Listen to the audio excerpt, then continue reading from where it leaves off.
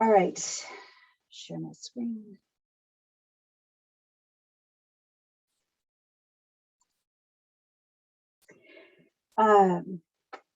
We are so excited to, you have seen updates regarding the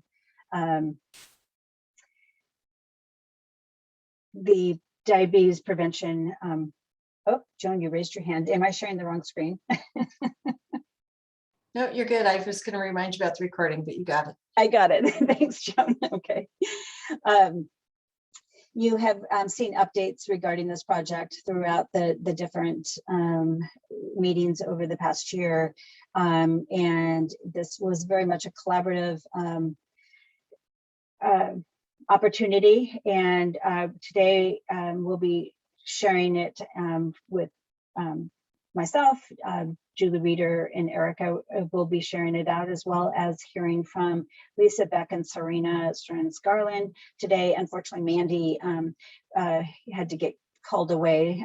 This is a holiday weekend and a week, and I really appreciate everyone joining and being part of this. And we look forward to the discussion. So we'll go through and let's see. I want to make sure we've got one more guest coming in, and I just want to make sure we've got everybody. So today what we're wanting to do is introduce you to the partners that we have in this project and provide a high-level overview. We'll be going through key findings that many of you contributed to when Julie Reeder sent out the RD survey. And we'll do a breakout session to explore a little bit more about the findings on that.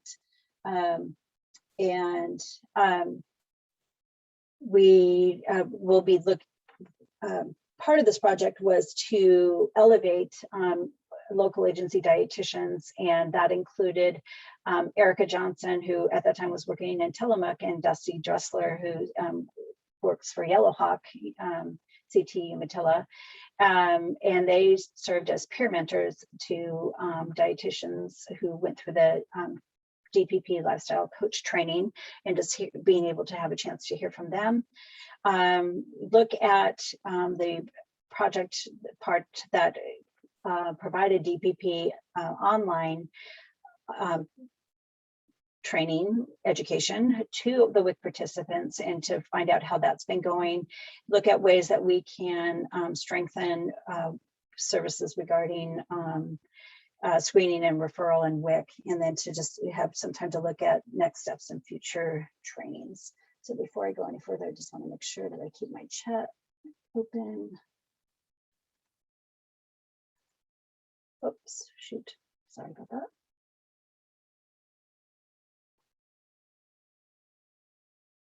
Okay, Katrina, are you here? That's good. Okay. She might not be quite here yet. She was Yeah, it's still early. Yeah, it's not even. So just checking to see who we have here and if I've got anybody out in the waiting room.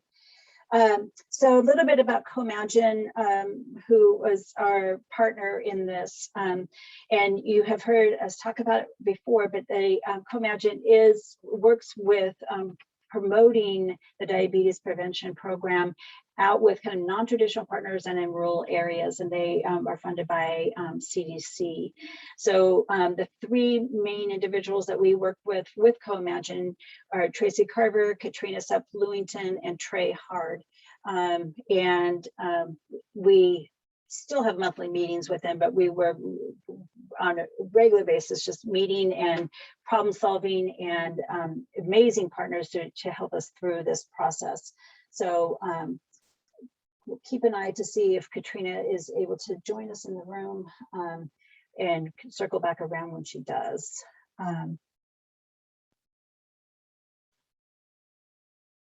The other partner that we had, and this was brought to us from Comagine, is when we were looking at if we are going to provide services to WIC participants, what do we have available? And if you remember, we were going through, quarantine and a pandemic. So face-to-face was not always the ideal situation. Comagine has a working relationship with an online provider of asynchronous online provider of the diabetes prevention program, Hope 80/20. And Nathan and Mark West were willing to work with us extensively to give comments to their webpage, to really challenge them in a lot of what images they used and messages they used. And Comagine helped pay for the participation of WIC participants to take this online course. So we'll come back around. Here comes Katrina.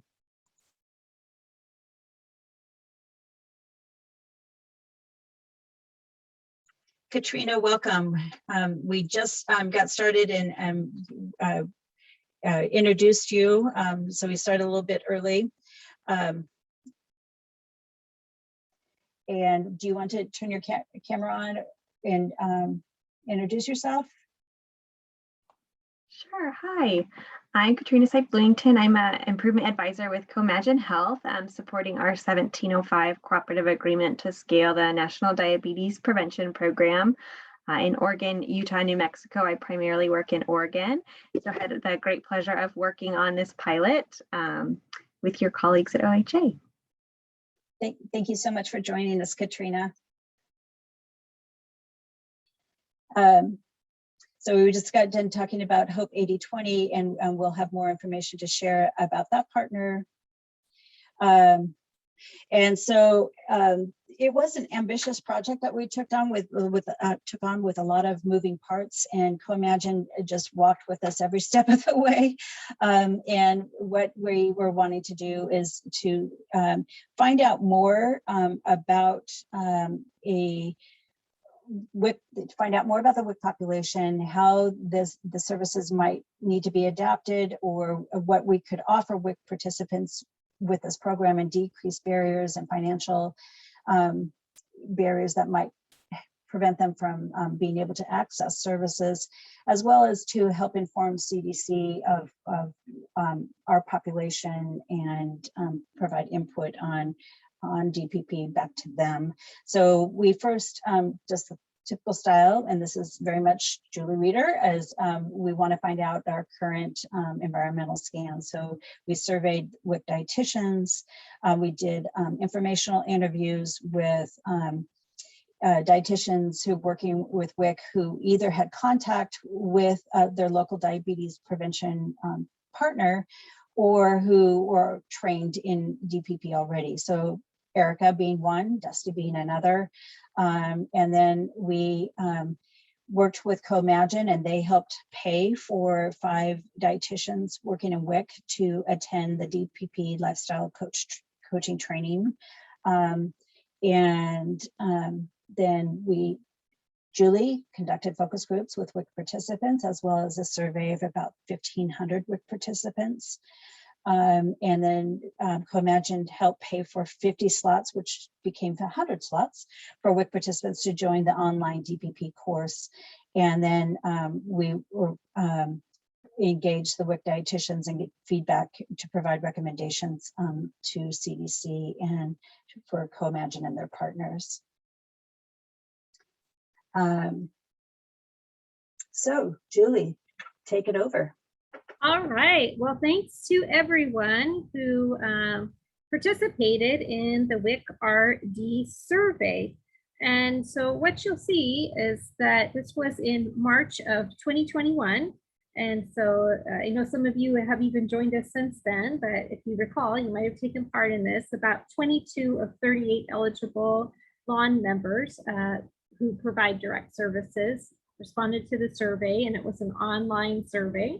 And our goals were really to identify what sort of professional development needs and credential goals do people have, how we are currently counseling women, postpartum women, especially in the later postpartum period, folks who would be good candidates for DPP also. We asked some self-assessment questions about what you feel that your level of competency is related to certain diabetes care areas.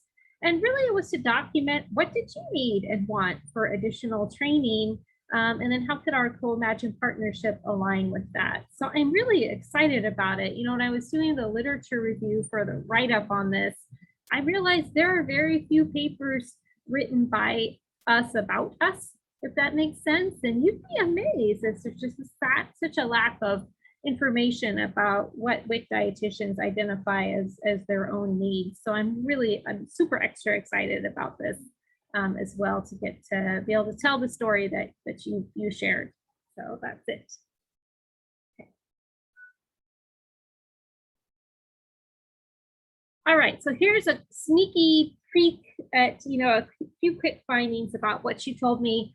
And then, as you mentioned, we'll get into focus groups, not focus groups. I'm so focused on focus groups. We'll get into breakout groups and take a look together at some of the findings more specifically. But one of the things that I wanted to know was, you know, how ready are we to do a lot of later postpartum services? Let's say we do get the extension sometime in the future to extend WIC for women up to 24 months postpartum. And so that's why I was looking at this particular question. And so when I asked about how often you have a visit that's really focused on the woman and not so much the woman infant dyad, especially those who are later postpartum, about 70% of you said not that often, and 4% of you said essentially never. And I certainly believe that. You know, we've been looking at our postpartum services for a long time. 65% of you said not often, and 25% said often, as to how frequently you refer women to community or clinic-based diabetes services. So that's something definitely to look a little bit more into, about sort of what our reasons are or not for referring to community-based diabetes services. When I asked about when you thought would be the optimal timing to refer women for diabetes support, the majority of you felt during the pregnancy would be the best timing. Well, the minority of responses felt that that would be after 6 months postpartum. And so there are some things there that will contrast with the diabetes prevention program, because currently you can't be pregnant and refer to the program. So that will be something for us to come back around on. And about 45% of you said they'd be very, felt that participants for accessing the diabetes prevention program would be interested in asynchronous groups. A smaller amount of you said the live, mix of live and asynchronous groups, and about 9% of you in-person classes. And we don't have time to talk about it today because we're focusing on the RD survey, but I did find some really interesting things out about what participants said as far as their interest in in-person or remote services. And it actually contrasts a little bit with what the perceptions were here. So look forward to sharing that with you at another time. Thanks. Okay, so what we're going to do now is you should have received, and they all received this, right, Cheryl? Or we're just going to share. What did they receive, Julie? Received. So they didn't get the questions. We're just going to share those. We're going to share those, and then I can, yeah. Mm-hmm.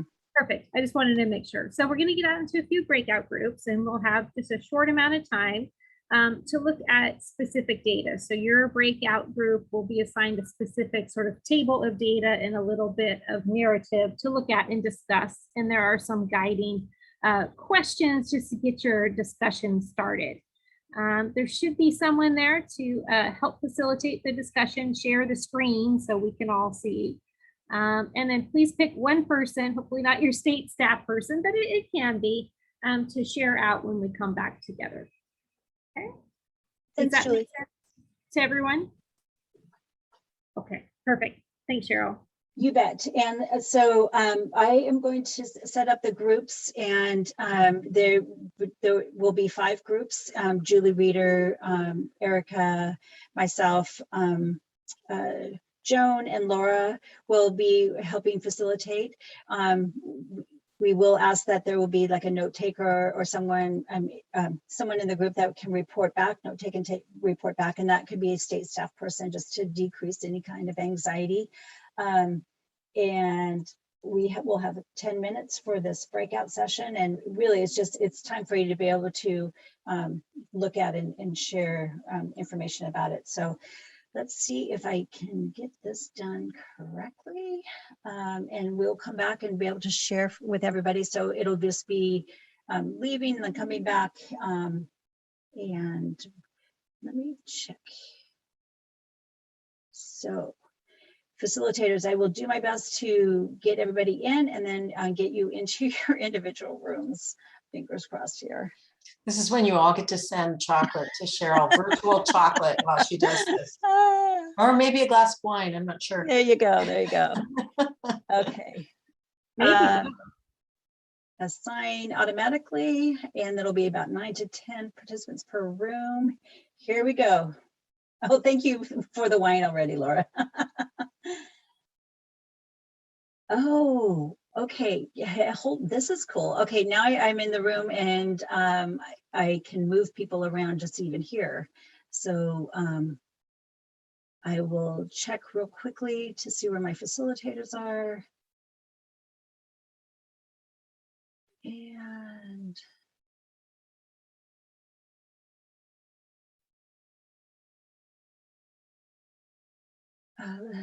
looks like it might work. I've got everybody in different rooms. There's Joan there. Who do we have in room 5?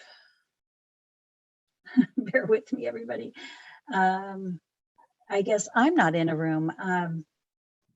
You can put yourself in a room once if you leave that empty, then you can go into that room after they're gone as the moderator of the breakout rooms. Okay, I'll do that. Thank you. Here we go.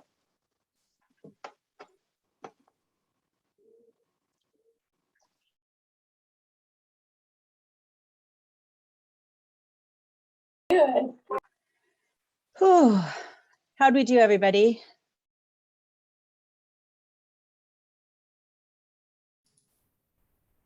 Good, thank you. Oh, good, good. Thank you. Okay, let's make sure. So can we go around and introduce ourselves really quick? And that'll give me time to bring up the questions.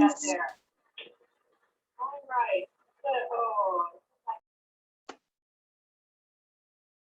Nancy, you want to start?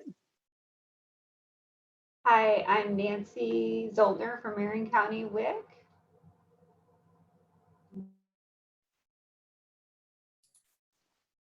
Next up.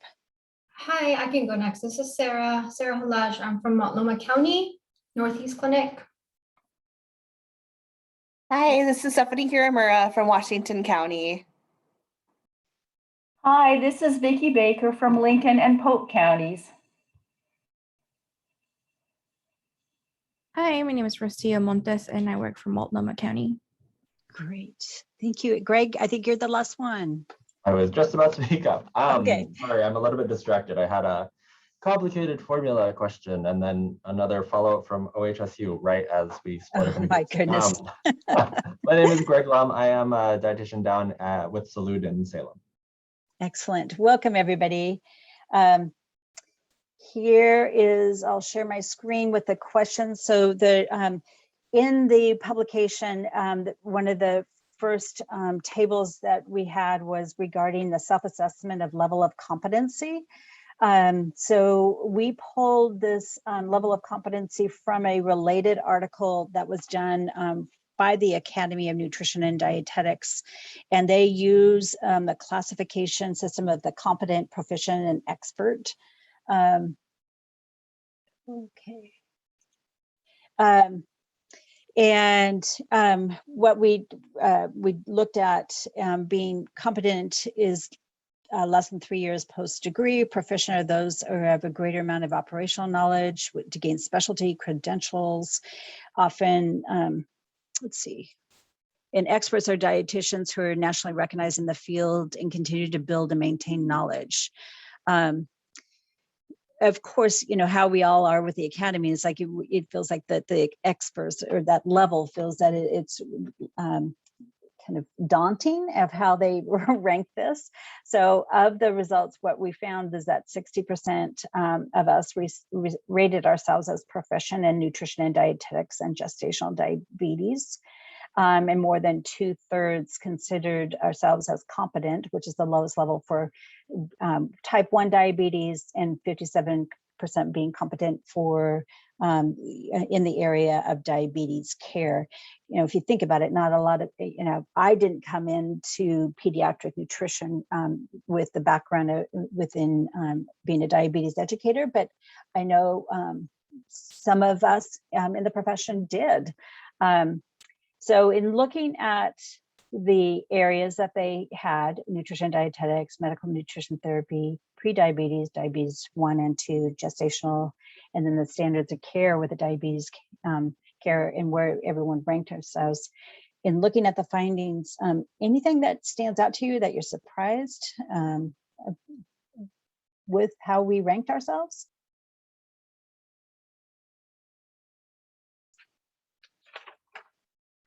And does anybody want to kind of capture the overview note of this and just to be able to report it back? If you don't, I'm happy to do it.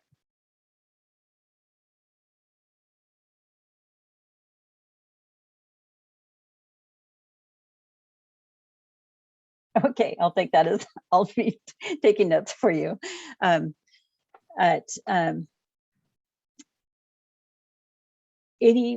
Does this seem pretty much what you would have assumed, that we feel that we are proficient in nutrition, dietetics, and gestational diabetes, since that's the work that you do in WIC? Yeah, hi, this is Sarah. I would just share that I'm not too surprised with the 66% for the type 1 diabetes, just because it is more specialized, I would say, and that it's usually, you know, when it's diagnosed and first discussed with the patients, it's in the hospital setting. Mm-hmm.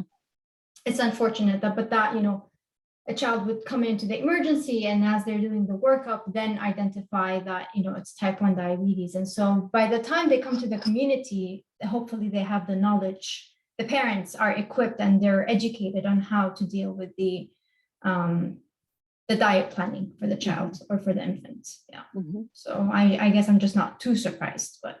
Yeah, thank you for that, Sarah. Yeah.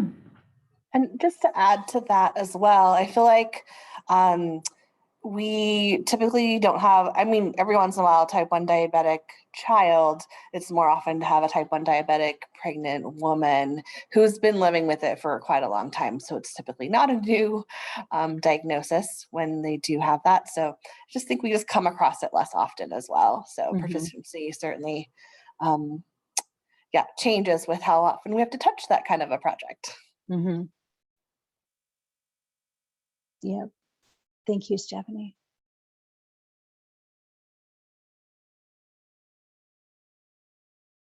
Okay. Well, and if you look at the range of topics and you think about the work that you're doing, what would make a significant difference in helping you out as a WIC dietitian? I think just generally an overview of the different types and, you know, new and emerging treatment practices. We're just kind of not on the cutting edge treatment plan that they may be getting in a hospital or outpatient setting, because we're not providers of this. We are more just kind of on the side, but still helping their care, obviously. So the more we know, the better.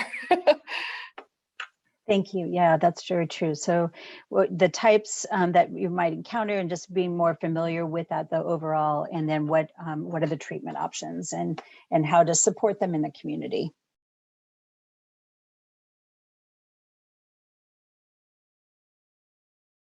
Okay. So what can the state office do? How can we help? This is Greg. Sorry, I might, if I'm not answering the question, let me know. Greg. I've been pretty distracted this afternoon. You just jump in, Greg. I think having like references, like a list of resources, or just references for like pretty standard reference ranges. When I talk to my clients about diabetes, I'll often try to ask about their blood sugars, see what they're doing and what, you know, their providers are telling them to monitor for and check for.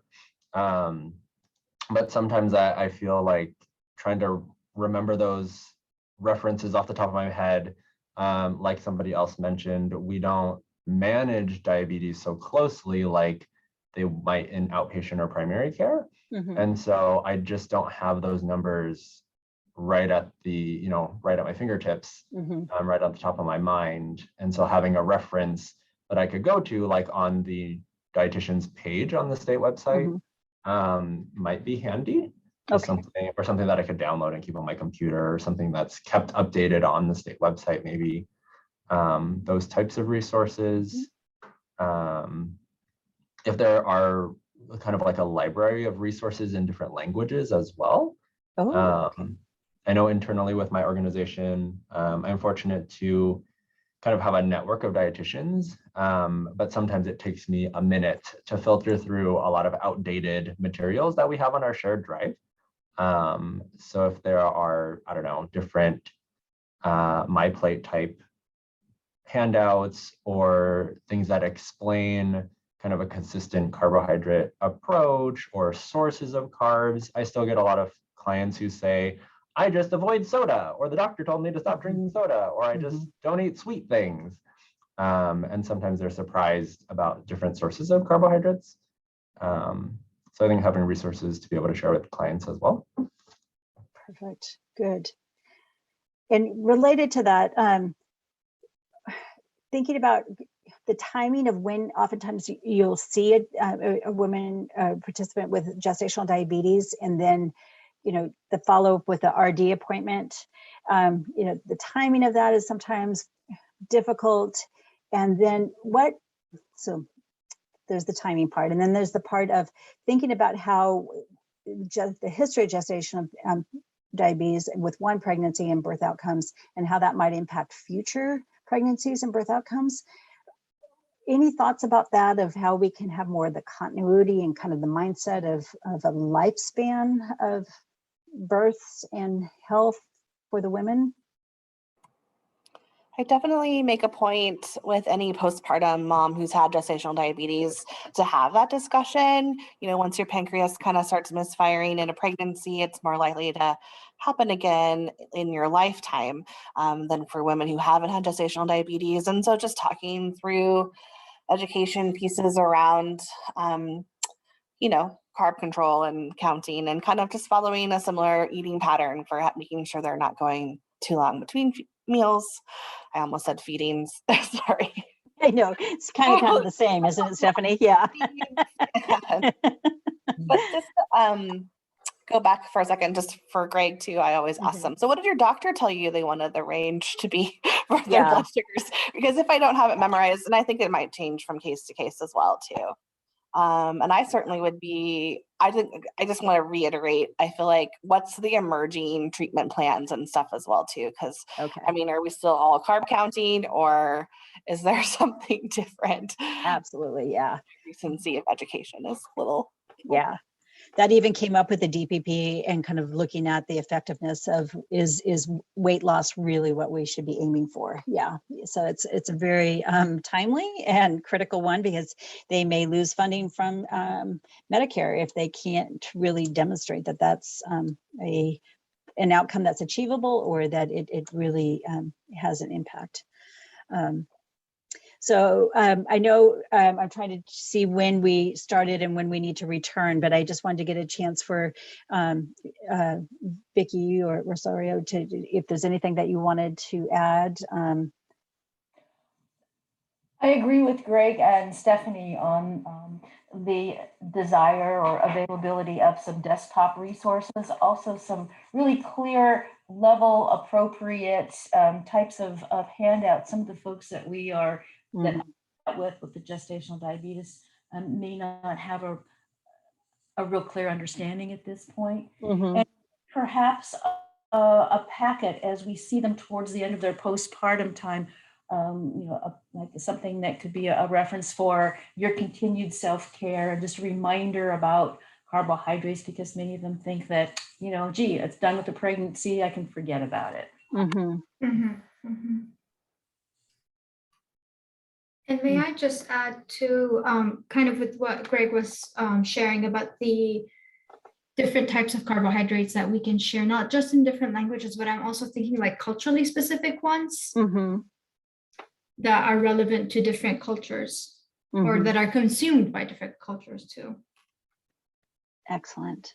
Okay. And maybe one more thought. I almost wonder if that's something that, like, I don't know how much interstate collaboration there is on these types of resources, but I know that there are lots of different things floating around out there. And so, like, how can we better leverage that there's WIC in every state? And there are people who are thinking about these different things and different resources out there to try to create some kind of better library.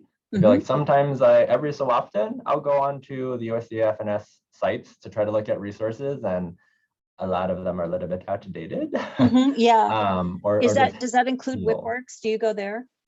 Not too often, but I feel like whenever I look at resources on those kind of higher level websites, I don't always find what is super helpful, or I don't have anything super specific in mind there. Okay. Okay. Very good. So in summary, it sounds like not too surprised by the data regarding the results from the survey, in that type 1 diabetes usually happens in the hospital setting, and that having resources for the different types and emerging treatment options, like references, list of references that both for the RD, but also for participant resources that are level appropriate. I like that term, culturally specific and in many different languages, and that not to recreate the wheel, to do this in a regional or even a national model, and maybe even having packet or some kind of resources that could have that continued self-care and reminder of healthy eating at any time, and just wanting to be consistent with what messages to be shared out for the treatment model. So really driving that home. Excellent. Thank you so much. Anything I missed?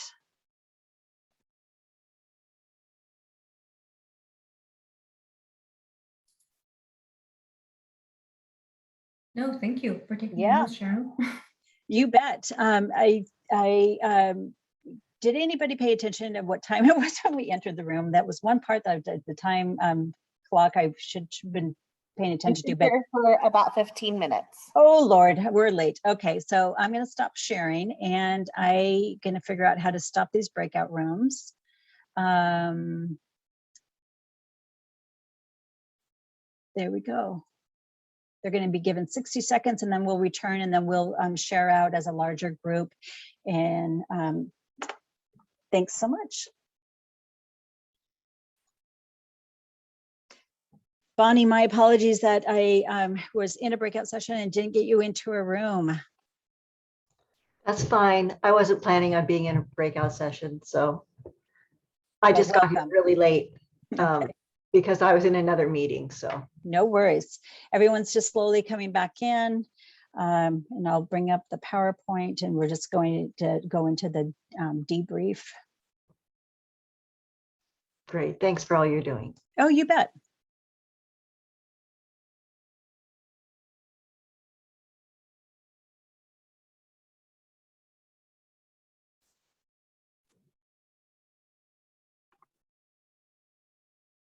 So everyone will close in the countdown: 10, 9, 8, 7. They booted us out. One component that I note to myself, keep track of the time you enter a breakout room, so you know how long when you need to end the breakout room. So I think we went a little bit longer than what we were supposed to.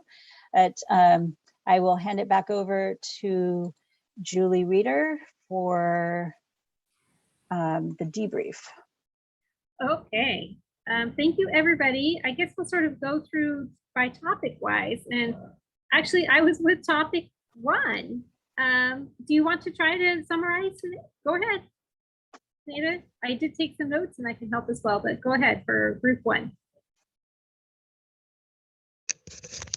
Sorry, did you just turn it over to me? Yep. Okay, I wasn't sure. Well, the question was posed, how do the results compare to what you feel? And it sounded from the dietitians that we had in the room that it was pretty on par. Laura, you mentioned, and along with Alma and oh my gosh, I'm sorry, I'm blanking on our other member. If you can help me out, that'd be great. Sabrina. Thanks, Sabrina. Thank you.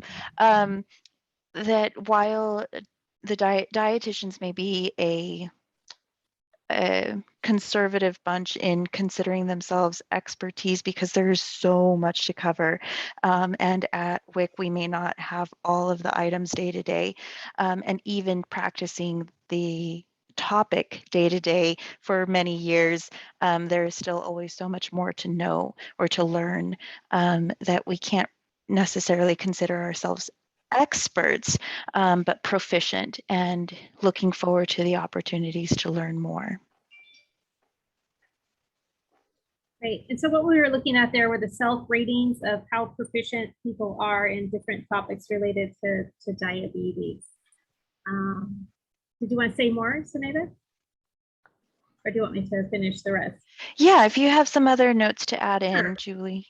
Yeah, the other thing we talked about is what would be most important, training area, and we thought gestational diabetes was most important, and then the discussion shifted and jumped in anyone else from the group that really there's a real lack of culturally appropriate materials for people outside of who don't speak English. So we talked a lot about Spanish or people who speak indigenous languages, that one, it's not available in their language, and two, something is, maybe it's just a literal translation.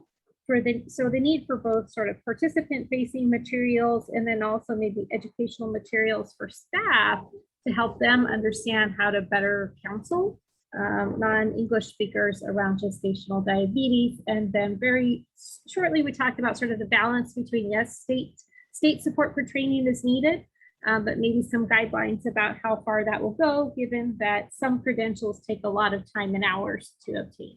So that's it. And so let's hear from group 2, who had topic 2. That was my topic, and Beth was going to report out for us.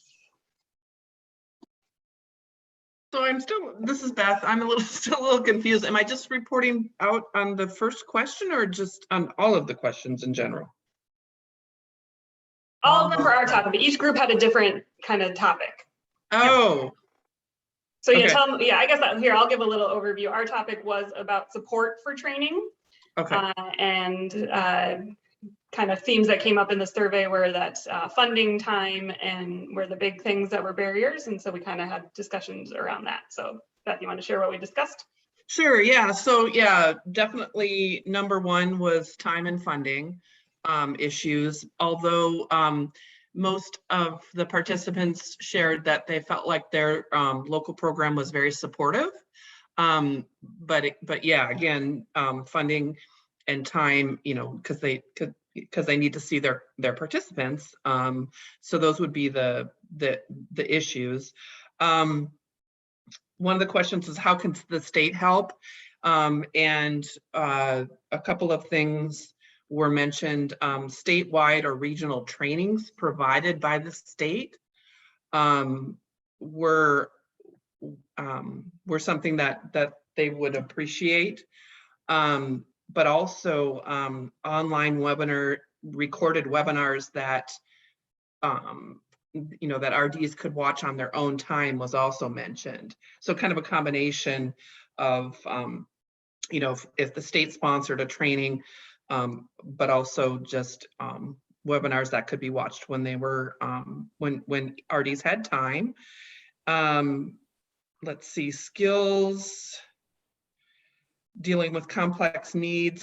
It was mentioned that it would be good if resources were readily available. Another person mentioned, Lisa mentioned that, with remote services, we don't have a lot of access to heights and weights. So the ability to more easily contact a healthcare provider would be desirable. And then, yeah, just in general, what level of support do you feel like you have? The participants felt like they, in this group, felt like they did have the support, but this really depended on whether there was time or there was funding. How did I do, Laura? Great, thank you. Perfect. Okay, who had topic 3? I think that's us. We had topic 3, which is a focus on, I can talk, a focus on readiness for change and counseling approaches. And Kathleen took our notes and said she'd be willing to share out. Yes, so we had a few questions that we went over. So the first one was, in your opinion, how ready to make change are most of the pregnant or postpartum participants that you see? And we mentioned that many of them seem to be just contemplating change. They may be having difficulty seeing the next step. Um, some of us noted that it can be very variable at what point of change they're at based on like the time of year, their schedule, how busy they are, whether they're in survival mode or they have support. And then also it could depend on how many pregnancies the woman's already had. If it's their first, they may be more open to change than if it's their second or third. Um, the next thing we talked about was just reviewing the responses that we had about successful or or the least successful strategies. Were any of these surprising to any of us? And we all said no. It was all pretty much what we expected. Patients don't want to be told what to do; they want to make their own decisions. Um, and they like feeling like it's patient participant centered. And then we were also asked what have been some tricky parts when counseling women on weight related topics. So we noted that, um, restricting sugar, sweetened beverages, sweets can be difficult for some participants. There's also a lot of misinformation out there and a lot of supplements making wild claims. And so that can be difficult when trying to help a woman with weight related topics. And then also, Valerie noted that some patients tend to focus more on the importance of weight loss than even the dietitian would recommend. So that can actually be harmful because then it's so much about weight loss, it may not be healthy at all. Um, and then the last question was, how can the state provide additional training to either grow what you already do well or fill in areas where there are gaps in your counseling approaches? So Valerie mentioned that I guess she's starting state support groups. I guess Valerie, is that for helping? No, not a state support group. We're starting a pilot group where we're doing like, and it's going to be addressing topics like gestational diabetes and preeclampsia. And so we will report out once we know how those go. We'll let everybody know. Excellent. And then the other thing that I wanted to ask the state for was that I was wondering if we could get more guidance on talking points for dealing with like crazy supplement claims. My one example was that there's these body armor drinks, and some of them actually claim to help control blood sugar. And I've had gestational diabetes participants thinking that all they needed to do was drink their body armor. And then, yeah, so if we could get more talking points about that and also just nutrition misinformation online. Yeah, there was a focus. I just want to toss this out there for my fellow state staff. There was a conversation about that they're very influenced by things that come across on social media, such as TikTok. So we decided we needed a TikTok offensive. Okay, thanks. That was a very robust discussion. Let's see, are we on topic 4 now? Yeah, that was my group, and Kathleen took notes. Ours was kind of focused around the diabetes related training topics and DPP coaching interest. Kathleen? Yes, so from my notes, the diabetes topic of interest, it gave a listing that gave the results of the survey, and the number 1 priority was reported out to us that nutrition interventions for gestational diabetes, that was the top choice. And I think it outdistanced the others by a good bit. And then there was a grouping, and this is survey results. And I know in so there was a 20% that were interested in a few other topics, and then the final one would be things like strategies for intervention with diabetes 1. So they had a progression from the most practical for our WIC population. But the question Erica put to us was, did this reflect the discussants' priorities? And I would say the group was somewhat quiet, but in general, yes. The discussion they had was, it was as far as being able to address these topics, it was very, very individual, based on, you know, years of practice and a specialty training and familiarity and comfort with counseling in the WIC population. And we did have one person in our group who had years ago completed the full DPP training for the lifestyle change, and is very interested and very experienced in this specialty area. And she commented that the 15-minute time frame for counseling just feels like a very inadequate time frame. So that'd be one of the challenges of addressing these topics. The second thing people were asked to discuss was the results of the potential areas for training. And apparently 66% of the respondents to the survey would be interested in the lifestyle coaching, and 25% somewhat interested. And then Erica kindly offered to describe better what that lifestyle coaching consisted of. So we got a nice description of what that program is. And then it was also billing. The topic of billing came up. And I guess on the survey, 45.5% of survey respondents had no knowledge of the billing. And then it was discussed that some of the partners had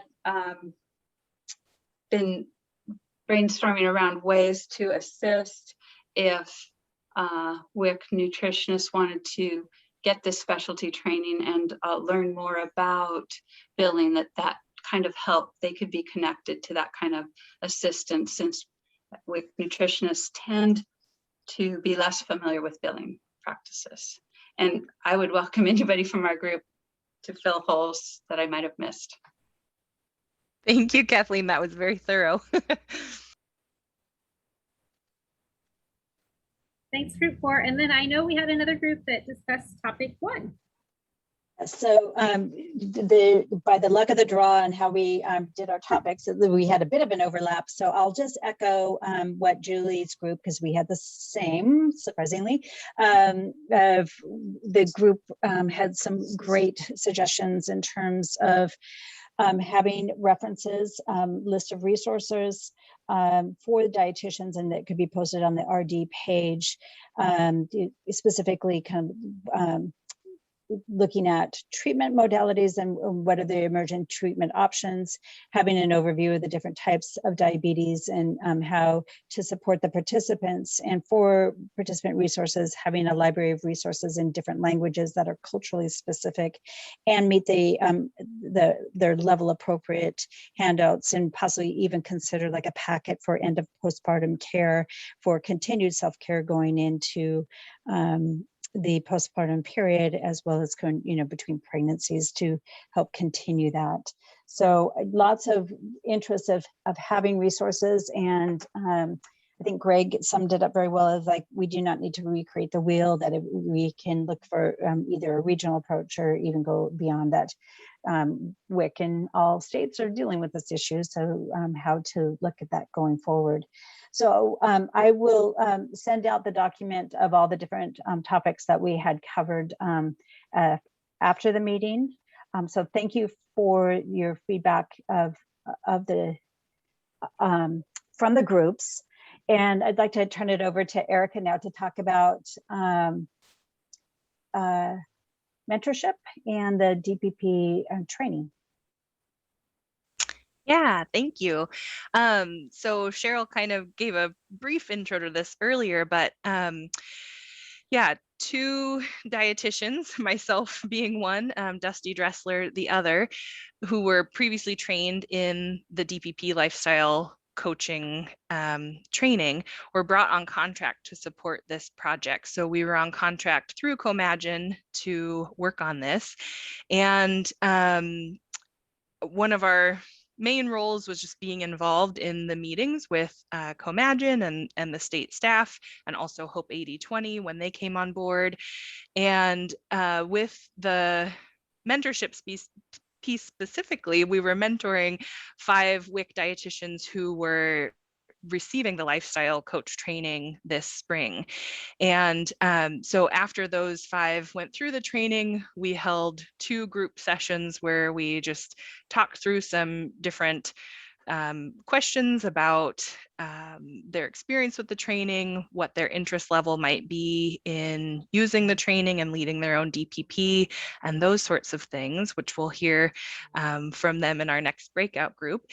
And as mentor RDs, we also served as a bridge between Comagine Health and their partnerships with WIC RDs that are interested in leading their own DPP in a way that's supported. So in a way that kind of connects them with people that are already recognized with the CDC, because that's part of the DPP program, and able to lead groups without having to learn all of the things with billing, kind of be able to lead a group in a supported way.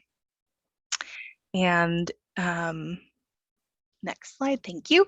So these 5 individuals were our local agency dietitians who completed that lifestyle coach training. So Lisa Beck from Multnomah, Monica Dennis from Deschutes, Mandy Peterson and Baker, Serena Stearns Garland and Lynn, and Sherry Tobin and Josephine. So today, for the breakout groups that we'll enter into, Lisa and Serena will be in 2 of the groups, and then Mandy was going to join us but wasn't able to, so we'll have a 3rd group where we'll kind of share her responses to some questions. And in these breakout groups that we'll enter into next, it's just an opportunity for the lifestyle coaches who were recently trained, for you to hear their impressions of the training and kind of their takeaways from that, and also give you an opportunity to ask them questions in case you might be interested in becoming a DPP lifestyle coach. And again, state staff will take notes during this breakout session, and we'll be in these breakout groups for 10 minutes and then come back as a group to share. All right now it is 3:21, making a note of that. And we will do 3 groups. It's 3:18. Oh, thank you. When I'm looking at my laptop has a different time than my main screen, and it's always off. So thank you for that. I live in parallel universes here. Let's see.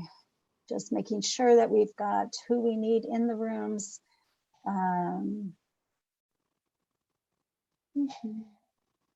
So in room 1, we need to make sure that we've got one of our speakers.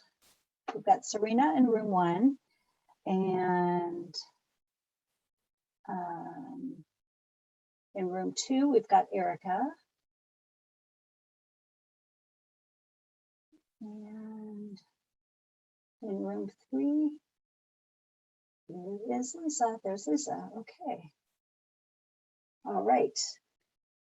I'm going to make sure that we don't have Erica and Julie in the same room.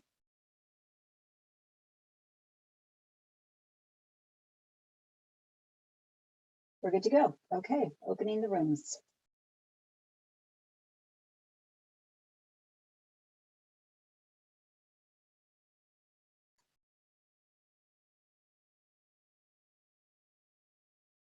Huh. We going? I'm not going to join a room unless you want me to. No, that's fine.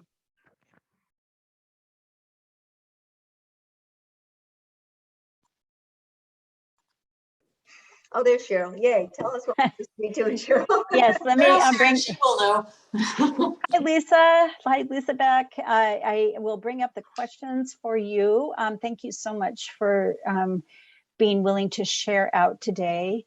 Let's see. We've got, first, Lisa, do you want to just introduce yourself and where you work? Oh, sure. It's Lisa back, and I see familiar names and faces. Yay. Hi, everybody. I work in Multnomah County, and well, I used to work in Washington County too, and also used to work in Tillamook County. So been around. Excellent. So, Lisa, you are in the metro area, and when we put this message out, you were interested in becoming a lifestyle coach. How was that? What were you interested in doing this? Well, my initial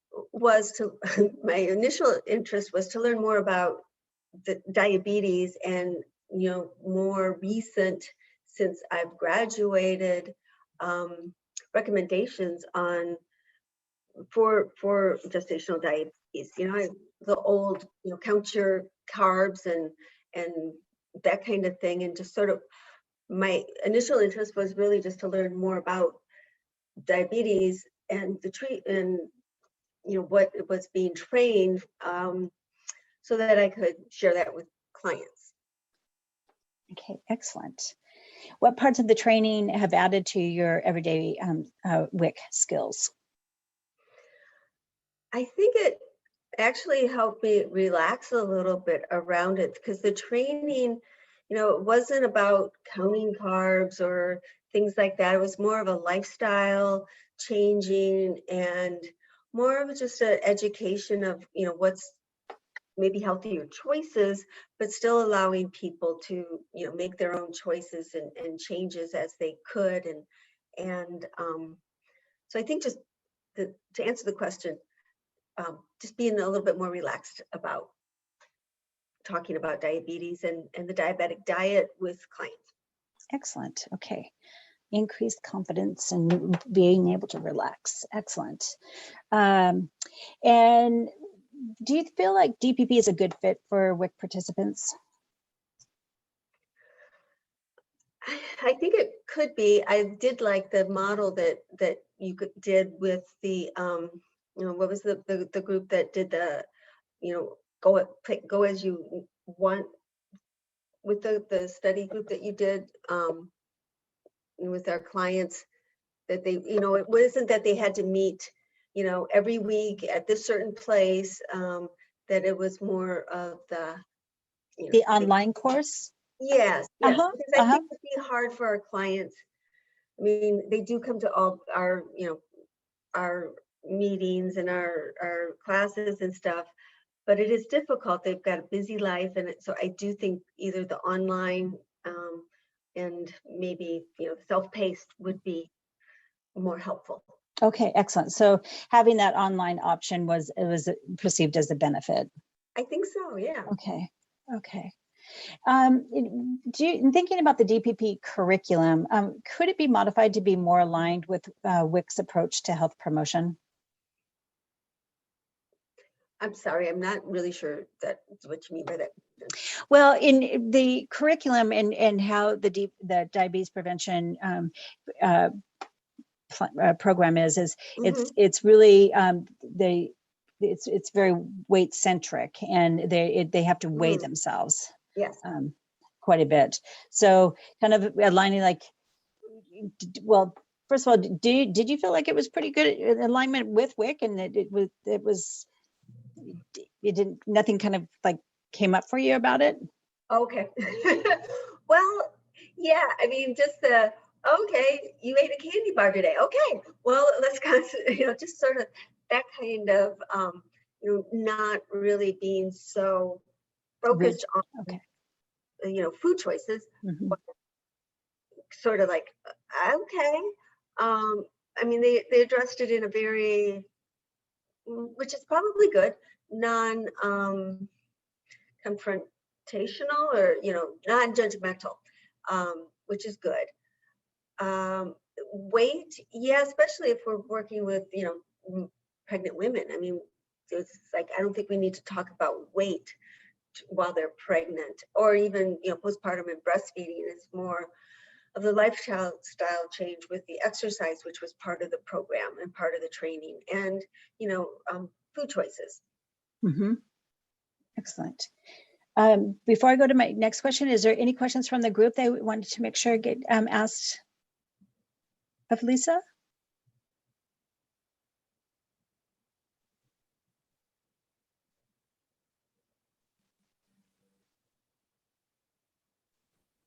Okay, listen, thinking about getting trained in DPP and that you kind of understand the program and also how, to be able to refer, what would you highlight with a participant when referring them to the program? I think I would highlight that it helps them to change more of a lifestyle and a slow change and more of a step-by-step, maybe bite-by-bite changes. It's not anything drastic. It's not, black or white, this or that. So I think it would be very supportive, and that the other participants are supportive of each other. So I think that's what I would highlight. So it's in itself as a support group that they are able to, connect with others. Excellent. Okay. Let's see. I have a question for you, Lisa, but also for any of the anyone else in our breakout group. What resources from DPP or from the state office would help to make the referral process kind of like the easy choice, to make it easier to get referred over?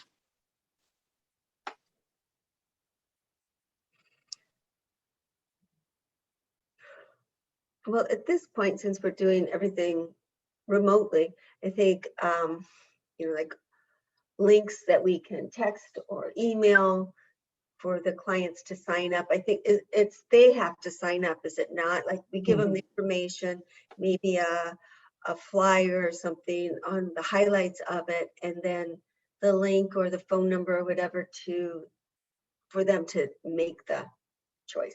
Okay. So just having things easy there. And some have said maybe having an introduction video or something like that, just to feel comfortable with what is this thing that, it's a year-long program. What am I signing up for? Okay. Cheryl, if they do sign up, I mean, it's a year-long program. What if they drop out somewhere along the line, if it's 2 weeks or, 50 weeks? Right. So yeah, there are incentives to kind of keep individuals going, and they do have that choice to be able to drop out. Sometimes it's just not the right time for them. Life, things come up in their life, and they can circle back around to join at a later date. Because it is these small videos that are kind of bite-sized, that they can access 24/7, as well as the support groups and lifestyle coaching. They can kind of do it on their own schedule at their own time. And so, some take it really fast, and one person's already on session 16, where others are around like session 5 right now. So they can go at their own pace.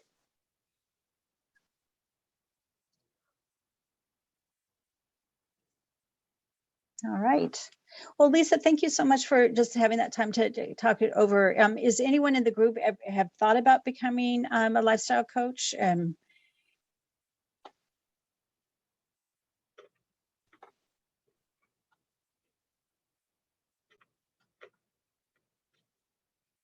Not at this time. Okay. Well, thank you, Lisa, so much for sharing your experience and for being part of the project. I'll bring us back to the larger group.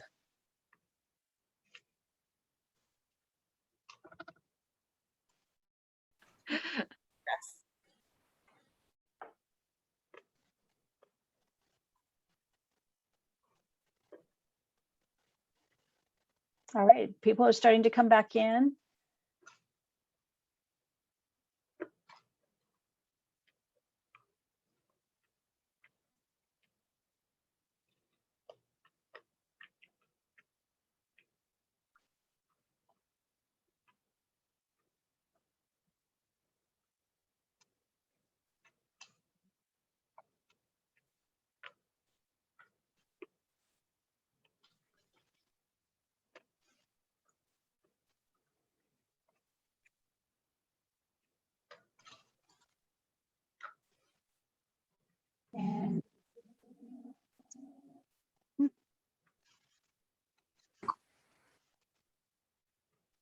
we're back.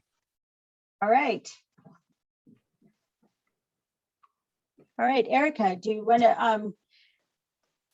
to pick up with your group in terms of the large group reporting on this breakout session?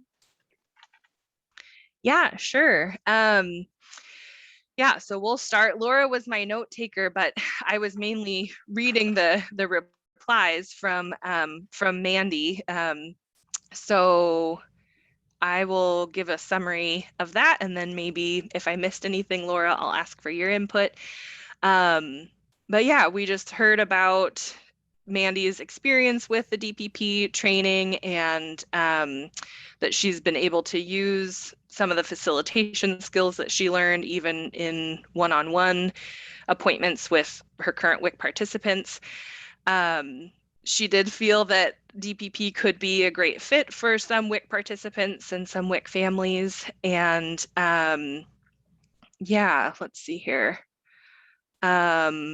In talking about how to make the referral process easy, she had the idea of having the sign up link available through text, that she could text that to participants for them to be able to make that decision of whether or not it was right for them. And I think that is also specific to the Hope 80/20 offering that we've been having. And some of the ideas from the group was just being able to have kind of a bulleted list of the key points of the DPP training and key factors, so that when we're making that referral, we have the necessary information.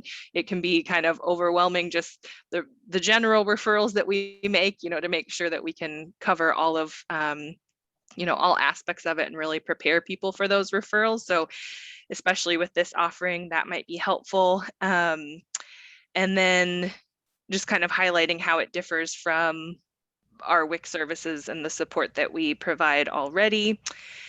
And then there was also a concern that was brought up just, for rural areas where cell service and internet service isn't as common, and it also might not be an area where there's in-person DPP, just kind of the question mark around how to refer if it's not really easily accessible. Laura, is there anything that that you picked up on that I missed there? No, I think you got it. Okay, great. So how about the group that chatted with Serena? Who's sharing out about that? I think that's myself, and then Serena, if you want to share some too, is that what we talked about? And then I know Alma had just jumped in with a question at the end about breastfeeding that we couldn't quite answer. We got sucked back into the main group. So are there some things that you wanted to share, Serena, from our discussion? Sorry about that. I need to unmute. Perfect. Do you want me to do a recap of what I? Yeah, just sort of what some of the points. So we had talked about the alignment piece in particular. That seems to be Absolutely a rich discussion, and about the exercise requirement again brought up some discussion. So. Right. So when we were discussing my experience, we kind of brought up how this would fit in with WIC. And they do really, this curriculum is based on the weight loss of the 5 to 7% of your original weight. And it's a year-long program, and they've made this curriculum so that it changes habits. And so that might be a hard part to fit in with WIC, because I know that we are aligned more with health at every size. And so for emphasizing weight all the time, it may be pretty discouraging to some of the clients. So we talked about that. And then we were just discussing how the clients are responsible for a lot of things, like making a journal and a workout log and being able to attend the meetings, because essentially the participants in the meetings really support each other, and they are holding their group together because of all of their experiences that they're going through together. And so that would be the hard part. Referring though, referring to like any clients would be pretty easy and transition really easily, because we would know what to look for and questions to ask and their interests and things like that. We didn't really get to how we would like get the word out, but I do think by social media and texting, even TikTok, any of those kind of things would really help get that word out. But it definitely could fit into WIC, but we would have to customize it and tailor it for us, because it's almost like another job to have this group. Julie, do you want to add anything? I think that's great. We sort of talked about all sides of it, so appreciate that. Great. Okay. And the third group who chatted with Lisa. Hi, this is Cheryl. I was in with Lisa, and I'll pass it over to Lisa to see if she wants to give comments. But I just want to put out there first that to me, Lisa is a very skilled, and she is a professional dietitian. And to hear her say that going through the DPP lifestyle coach training helped her be relaxed, more relaxed, and just kind of build, increase her confidence level in terms of working with the diabetes and working with the curriculum was really helpful to hear. So Lisa, anything that that stands out that you want to share? I don't remember what I said, Cheryl, to tell you the truth. Oh, I just answered the questions as they came along. Yeah, but it was good. And I was thinking too, if for the referral and to make it easier for other RDs to refer, to know, I think knowing what you're referring to is very helpful. And I was thinking how the pediatric interns come in and sit with us for a day to see what WIC is all about, so they know what they're referring their clients to. So I think if the WIC RDs could even just look at the curriculum, or take one of the, sit in on one of the online courses, or take one of the online things, would probably be really helpful for the referral, to know what they're referring to. Thank you, Lisa. That was something that you didn't bring up before, but I think it's just perfect. That so yeah, just being able to, and that was one part of the objective of this project, was to be able to be more familiar with it, be more comfortable. Once you knew more about it, then you have a more informed, a deeper referral, and can speak to it. So thank you so much for that. And Erica, I know we're kind of right on the next part of it, so I just want to pass it back over to you. Yeah, no, that was great. Yeah, thank you thank you to Serena and Lisa and Mandy, who isn't here right now, but yeah, really appreciate you being a part of that breakout session.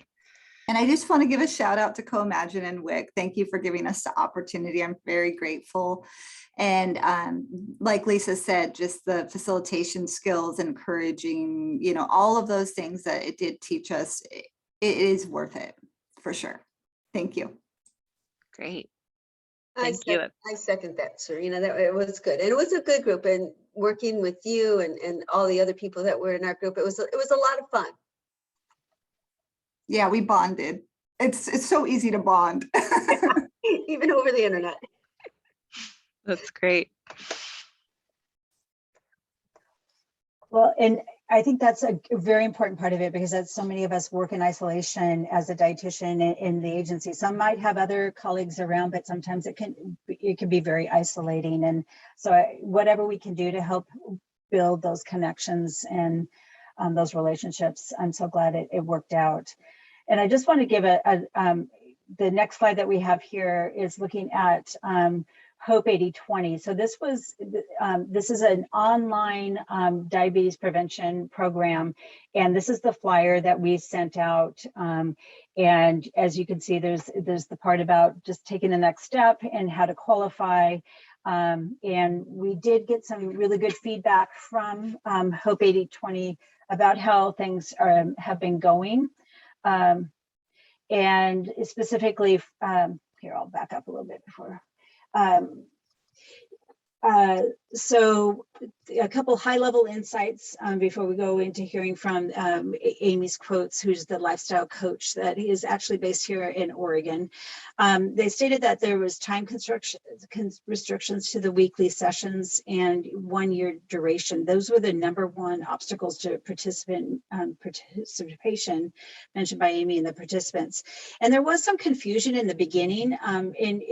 Kudos to Comagine and Hope 80/20, because they really wanted WIC to, blast this out in letters and flyers and just do a kind of a social media campaign. And we're like, whoa. We can't really do that. We want to just treat it as one of another referral source that we have. So they really allowed us to scale it back.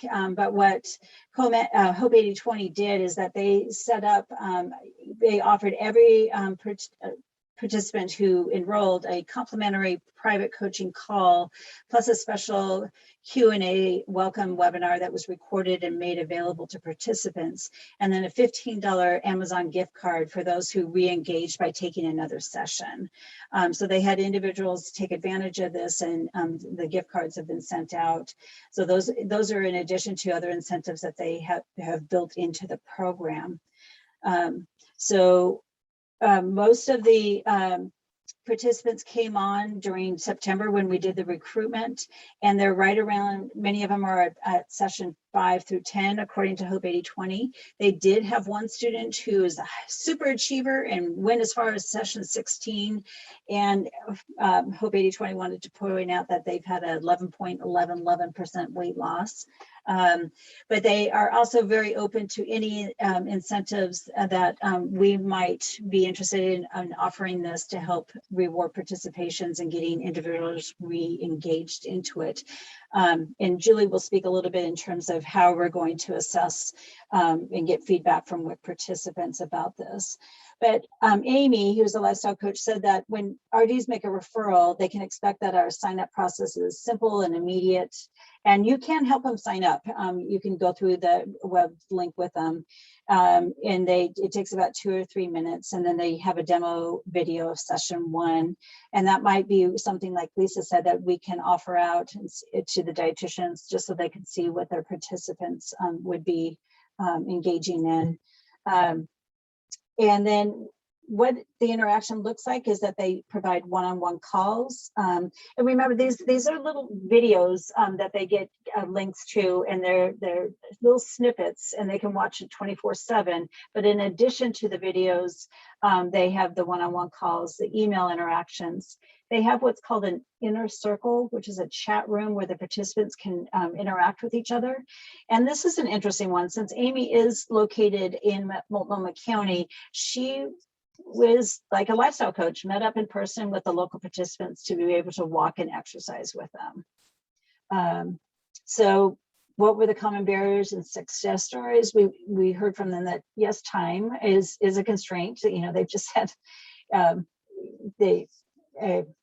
in that postpartum period, and just a little bit of feeling overwhelmed by the 1-year duration and needing to make the habit changes. But like Lisa pointed out in our session, that she really came away with the coaching style, that it's taking it slow change, and as she said, bite by bite, feeling very supportive, and the support is there from the participants as well. That Amy reported that many are practicing portion control, self-control, and making better choices overall. We're trying to take all this in because we're really wanting to look at, that to me speaks a little bit of diet language, but I think that I'm hearing from all that went through the lifestyle coaching that it is very much more balanced, and it is a good looking at lifestyle choice and not a diet approach necessarily. So that's very hopeful. So speeding along, we'll pass it back over to Erica to look at how can we look at our screening and referral within WIC. Yeah, so you know, as the nutritionist in the WIC clinic, we have a good opportunity to kind of champion the helping mentor our other WIC staff for screening and referral to DPP and other appropriate health referrals. But specifically with DPP, I wanted to go over and just kind of show the prediabetes risk test that that is kind of a screening tool for the DPP program. So if someone already has prediabetes that's diagnosed by getting their hemoglobin A1C or a fasting blood sugar from their provider with that official diagnosis, they qualify for the DPP program just based on that they have prediabetes, and then also their BMI needs to be 25 or higher.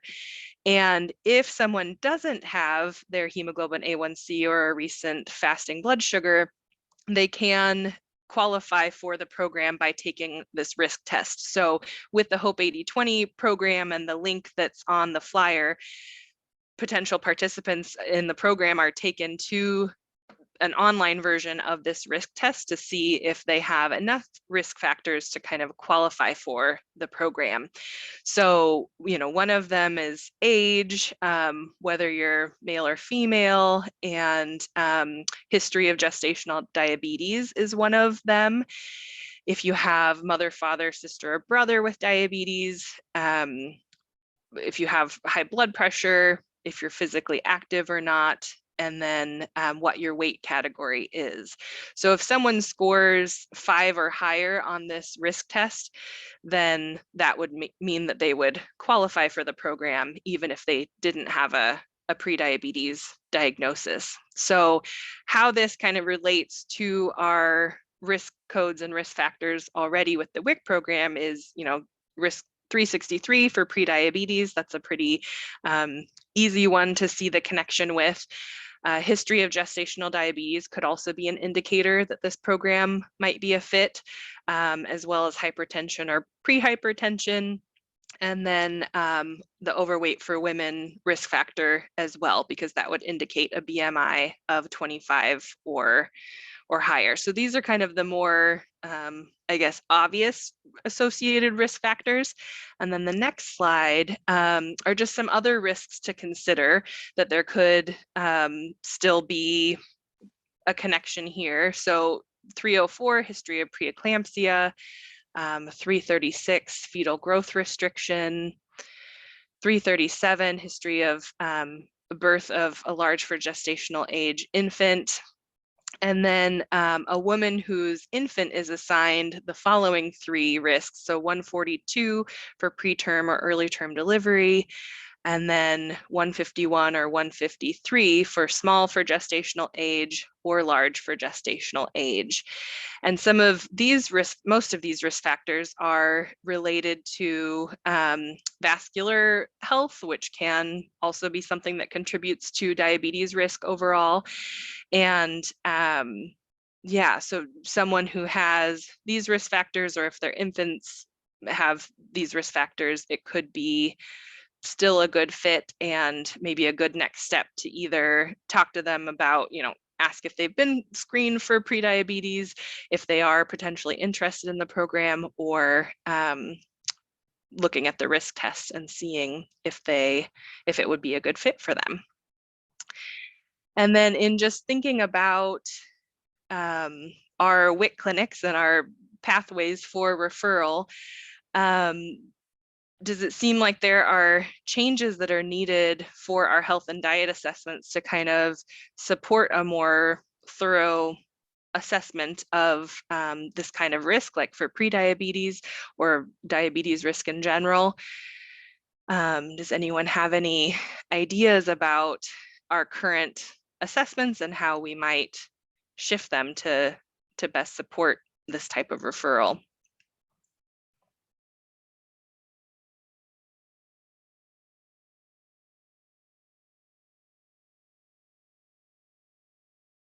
Okay, I'll go through some other questions and then maybe, if you have any feedback on any of these question areas or even any questions about DPP, if you're left wondering about aspects of the program, just please feel free to throw those in. So another thing for consideration, what training is needed to connect the risk codes, our WIC risk codes, with how they relate to DPP. So can you think of what staff might need to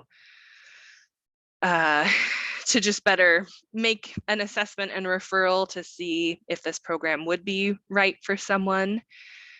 What improvements are needed to assist WIC staff in understanding the connection between those risks and the referrals?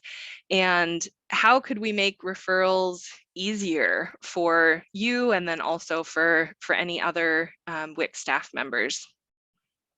And one of the things to hopefully bring some ease is the last bullet point leads to a link that goes to the registry of all the recognized programs by the CDC. So if if someone maybe doesn't have great internet access or doesn't want that asynchronous kind of program like Hope 80/20 is, there might be a great local program in your area. So following that link and checking in to see if there's a local program would help you get an idea of where and when it's going to be led, and if there's any cost associated, or if it would be a program that they bill through insurance and that there wouldn't be a cost for the participant. So yeah.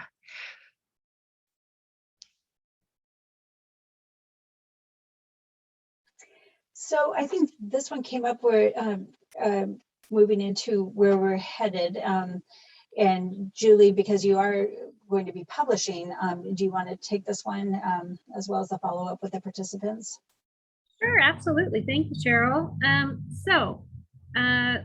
You did receive the final report. It is very dense, but that's because it's rich. It's so full of data and knowledge. And I think, the two that we didn't have time to talk about today, there was so much with this, was really the survey of WIC participants and then also focus groups related to postpartum quality of life. And this leaves me with so much to ponder and to work on. It's amazing, and with Katrina still on, but I think there's a lot of richness in there for how we might suggest or hopefully test out some slight modifications, maybe to DPP to work better for the WIC population and for postpartum women. And so I look forward to that. I do hope to submit and publish some articles on our work because, again, I think these are important voices that haven't really been shared before. And then I also will be looking to follow up with Hope 80/20, who is our online DPP provider, to do some follow-up interviews with all of the WIC, the 50 or so WIC families that have gone on to the program, to really see how they felt about the program, what if they had barriers, how did they overcome them, what would be their recommendations for referring other folks, because it's always better when we use peer language, right? And can build those into our promotional efforts. Cheryl didn't mention this, but the flyer back that you saw, that was the promotional effort that we sent out, which was low key, that actually all used words and experiences that came out of those focus groups. And so that was drastically different than what Hope 80/20 had before. And so we really tried to, again, use actual folks to decide what sort of wording and pictures and approaches that we use for describing the program. And so again, I would use a lot of that same technique with talking to people who are in it, whether they stay in it or not. But those are good things to know. And I'd like to also do an interview with Amy, who's the current lifestyle coach, to get her insights as well. And so there's much more to come, is what I would say. And I want to thank Katrina, who's in the meeting as well, that it's just really excited and jumped into, Cheryl and Erica, sort of this continued investment, in helping with our Ds know more about this topic and be able to do better referrals and connect to DPP. And so do you want to say anything on the list about upcoming training, Cheryl, that we're we're thinking for November? Yes, Comagine Health has committed to staying with us and exploring how we can connect and continue the training. And one of them would be to connect us with possibly Don Kane, who is the dietitian at OHSU that did the lifestyle coach training, to be able to provide, along with us, like a half-day training of lifestyle coaching, kind of an overview of diabetes prevention. But if, you know, it's that not the whole lifestyle training that the 5 dietitians went through, but more just a time to be able to get immersed into it a little bit more. So we're looking at November of 2022 to be able to offer that out. So more information will be coming. And I just want to put a plug. Mandy Peterson isn't here today, but Katrina has been continuing to work with Mandy, with Erica's support, to be able to really carve out workforce development that Mandy works in WIC, but she also would like to be doing DPP as a lifestyle coach in addition, outside of what she does for WIC. So we really were wanting to look at dietitians who work part-time, that how to sustain and create career opportunities for them beyond WIC. So more to come from that, and I look forward to hearing from Mandy on how that goes. So I think that is wrapping it up, and just opening if we have any last minute questions, but we do have our contact information here. Erica is the point of contact in this, and the subject matter expert, because this is something that she has been trained in, and Julie will keep us posted regarding further research and resources. And there is a number 2 in my email address. Maybe it just got left off here, but it's erica.a.johnson and then the number 2.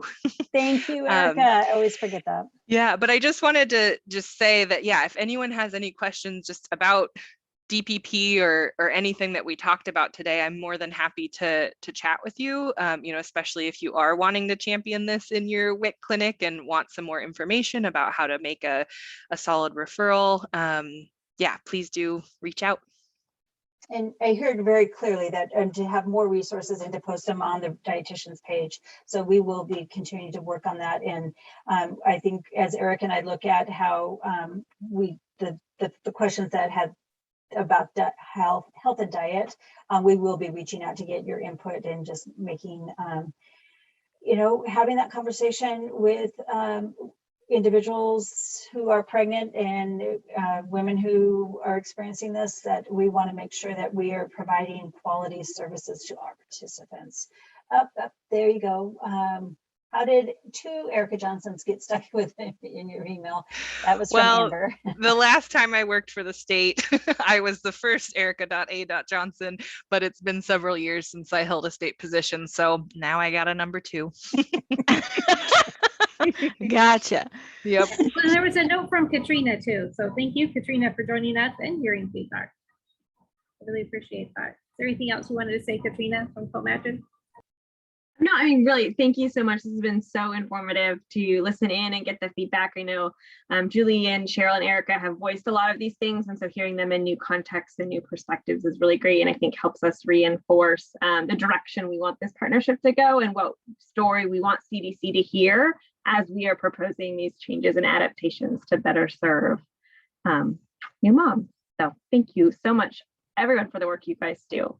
It's wonderful. Thank you so much. That's excellent. Let's see, I've got another message coming in. All right. You've doubled your time. I think that was for you, Erica. All right. I think time check. I believe we're pretty close at time. And I want to thank everyone for joining today. And I hope you have a wonderful Thanksgiving holiday. And that we are so thankful for all that you do. And thank you for joining us today. So long. Bye-bye.